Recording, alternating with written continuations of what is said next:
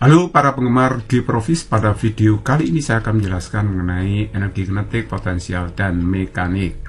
Nah, coba perhatikan, misalnya di sini ada benda bermassa M bergerak dengan kecepatan V.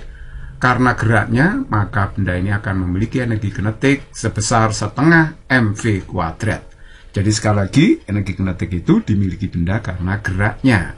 Nah, EK di sini menyatakan energi kinetik benda satuannya Joule. M itu massa benda satuannya kilogram, sedangkan V kecepatan benda satuannya meter per sekon.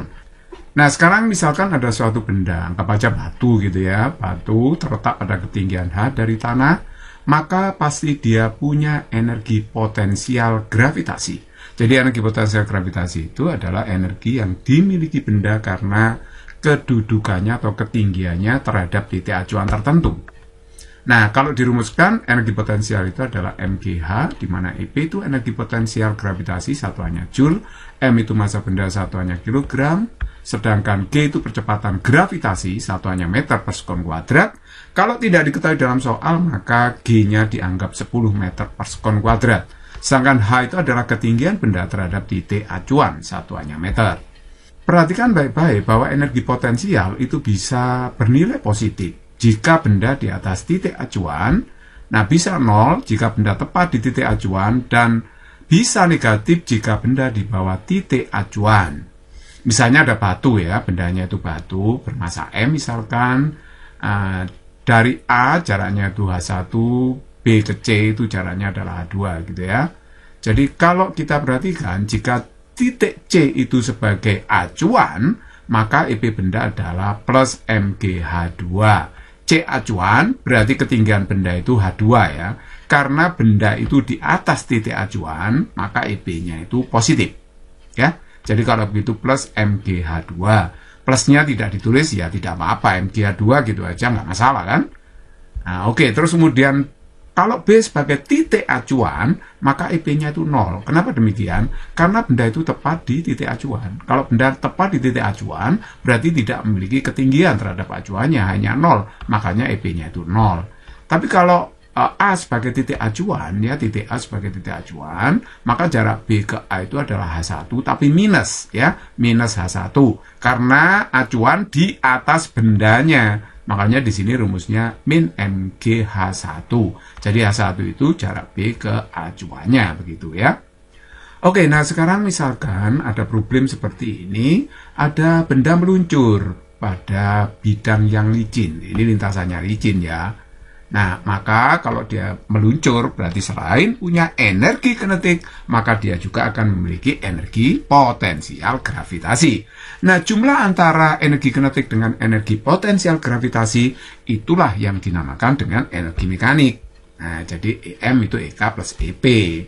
Nah, ada juga hukum kekekalan energi mekanik. Nah, ini mengatakan bahwa energi mekanik benda selalu tetap, asal selama benda bergerak tidak mendapat pengaruh gaya luar. Nah, gaya luar itu apa saja? Banyak sih. Ada gaya gesek, gaya angin, gaya dorong, gaya pukul, gaya tarik, gaya pegas, dan sebagainya. Ini hanya beberapa contoh dari gaya luar. Jadi selama benda bergerak tidak mendapat pengaruh gaya luar, maka EM selalu sama, tidak berubah, dimanapun di setiap titik yang dilewati benda. Nah, misalnya gerakan dari A ke B, ini benda tidak mendapat pengaruh gaya luar karena licin, berarti gaya geseknya tidak ada. Maka nanti akan berlaku EM di A itu akan sama dengan EM di B. Tapi tidak hanya di A dan B saja, di setiap titik yang dilewati benda, EM-nya itu pasti sama. Nah, jadi ini kalau A ke B berarti di titik A, EM A, titik B, EM B. Maka harus sama, EM A sama dengan EM B.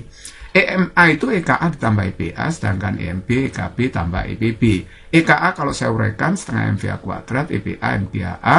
EKB itu kalau diuraikan setengah MVB kuadrat, sedangkan EPB-nya MGHB. Nah, untuk lebih jelasnya saya akan berikan contoh soal. Nomor 1, 2 buah peluru A dan B masing-masing memiliki massa 50 gram dan 40 gram bergerak dengan kecepatan 200 meter per sekon dan 100 meter per sekon. Berapakah perbandingan energi kinetik peluru A terhadap energi kinetik peluru B? Iya, kita jawab. EK itu rumusnya setengah MV kuadrat ya. Nah, jadi kalau kita bandingkan EKA banding EKB, berarti setengah MVA ya setengah MA VA kuadrat dibanding dengan setengah MB VB kuadrat. Setengahnya bisa hilang. Nah, jadi ini saja. Kemudian VA kuadrat per VB kuadrat. Ini bisa saya tulis seperti ini kan. VA per VB dalam kurung di kuadrat. Nah, kita tinggal masukkan aja MA-nya 50 gram, sedangkan MB-nya 40. Gramnya ini tidak usah diubah jadi kilogram. Yang penting satuannya sudah sama. Karena ini perbandingan ya. Gram sama gram kan habis ya, dicoret. Nah, ini 200, 100 kita masukkan. Nah, sekarang berarti ini bisa dicoret nolnya 2:1. Kemudian saya kuadrat 4/1. Berarti 4-nya dicoret. Perbandingannya berarti 5/1. Itulah jawabannya. Nomor 2, sebuah batu yang bermassa 1,5 kg terletak pada ketinggian tertentu dari tanah seperti tampak pada gambar. Jika percepatan gravitasi setempat 10 meter per sekon kuadrat, maka berapakah energi potensial batu dengan acuan titik A, titik B, titik C? Kita jawab. Nah, kalau titik A sebagai titik acuan, maka EPA itu MDHA. Jadi kalau begitu, HA itu jarak benda ke titik acuannya A. Saya sebut HA gitu ya. Jadi M-nya 1,5, G-nya 10, HA-nya itu jarak benda ke acuannya A, berarti 3 meter. Nah, ketinggian benda 3 meter, saya taruh 3 meter, berarti ini hasilnya adalah 45 Joule.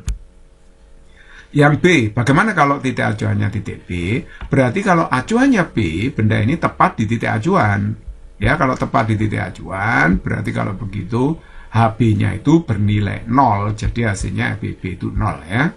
Nah, kalau titik C sebagai titik acuan, bagaimana? C itu titik di atas benda, maka ini menyebabkan EP negatif. Yang membuat negatif itu adalah hanya min 2 meter nanti ya. Jadi kalau begitu EPC itu MGHC. M-nya 1,5, G-nya 10, HC-nya min 2. Kenapa? Sekali lagi karena titik acuannya di atas benda. Jadi negatif. HC-nya min 2 sehingga secara keseluruhan EP-nya pasti negatif. Jadi kalau begitu min 30 Joule.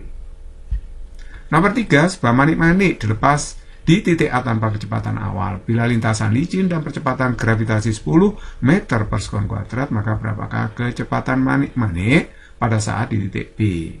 Nah, titik A ketinggiannya 7 meter, titik B 2 meter. Ya, oke. Perhatikan lintasannya licin, tidak ada gaya gesek, tidak ada gaya luar. Berarti dari A ke B akan berlaku hukum kekalahan energi mekanik. EM di A sama dengan EM di B. EM di A diurai menjadi EK plus EPA, EM di B KB plus EPB. EKA diuraikan setengah MVA kuadrat, EPA MGA, EKB setengah MVB kuadrat, EBB MGHB. Nah, terus M-nya saya coret. Karena di setiap suku mengandung M ya. Jadi M-nya bisa dicoret. Jadi ini tinggal setengah VA kuadrat GA sama dengan setengah VB kuadrat GHB. Sekarang kita tinggal masukkan, karena benda dilepas di titik A, berarti kecepatan awal di A tidak ada ya. Tanpa kecepatan awal, ini dilepas saja. Jadi VA-nya 0, G-nya 10, HA ketinggian titik A adalah 7 meter, acuannya saya ambil di tanah ini, ya acuannya tanah. Nah, VB-nya ditanyakan, G-nya 10, HB-nya ketinggiannya adalah 2 meter, ya. Jadi kalau begitu ini 0, 70, 2 kali 10, 20, saya pindah ruas, 70 dikurangi 20 kan 50, setengah VB kuadrat, berarti VB kuadrat 100, berarti VB-nya akar 100, berarti 10 meter per sekon. Itulah jawabannya. Nomor 4, sebuah balok diberi kecepatan awal di dasar bidang miring licin sebesar 10 meter per sekon seperti tampak pada gambar. Jika percepatan gravitasi setempat 10 meter per sekon kuadrat, maka berapakah jarak maksimum yang dapat ditempuh balok pada bidang miring tepat sebelum berbalik arah? Jadi ini kecepatannya kan 10, mungkin aja dia berhenti di sini, kemudian berbalik arah. Jadi tepat sebelum berbalik arah, jarak tempuhnya berapa? Berarti jarak maksimum ke atas ya, yang ditanyakan. Oke, kita jawab. Nah, saya umpamakan dulu misalkan balok ini berhenti di sini. Berarti memiliki ketinggian H terhadap dasar bidang miring atau terhadap tanah. Anggap aja ini titik B ya, jadi kecepatan di B itu 0. Karena nanti berhenti memang di titik B ini, jadi 0 kemudian balik lagi ke posisi semula, gitu ya. Dia menempuh jarak S misalkan. Nah, kalau kita yang ditanyakan di sini kan S, jarak maksimum S ya, maka kita tentukan dulu, kita hitung dulu hanya. Nah, jadi kalau begitu, karena ini lintasannya licin, akan berlaku EM di A sama dengan EM di B. EM di A itu EK plus EPA, EM di B KB plus EBB. Ini saya uraikan seperti ini, seperti tadi ya. Nah, M-nya kan bisa dicoret. Nah, sekarang tinggal ini aja. Nah, VA, kecepatan di A itu kecepatan awal ini kan 10 ya. Jadi kita masukkan aja 10, kemudian G-nya 10, HA-nya 0 karena cuannya di tanah ini ya. Kemudian setengah VB kuadrat, VB-nya 0 karena berhenti sebelum berbalik arah. Jadi 0, G-nya 10, HB-nya adalah H. Jadi nanti hanya kita bisa hitung ini. Ini kan 50 ya, ini 0. Nah ini 0, 10H, berarti hanya berapa? 5 meter. Kalau hanya sudah ketemu, kita bisa mencari S. Pakai apa? Ya sin, fungsi sin 30 derajat. Sin demi, sin itu, sin suatu sudut, depan dibagi sisi miring. Ini kan segitiga siku-siku ya. Jadi sin 30 derajat, H per S. Nah, depan dibagi sisi miring. Oke, nah sekarang sin 30 itu kan setengah. Hanya sudah ketemu 5 tadi.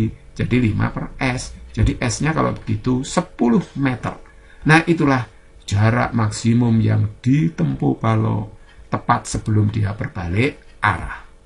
Jadi fisika itu sangat mudah sekali ya. Semoga bermanfaat.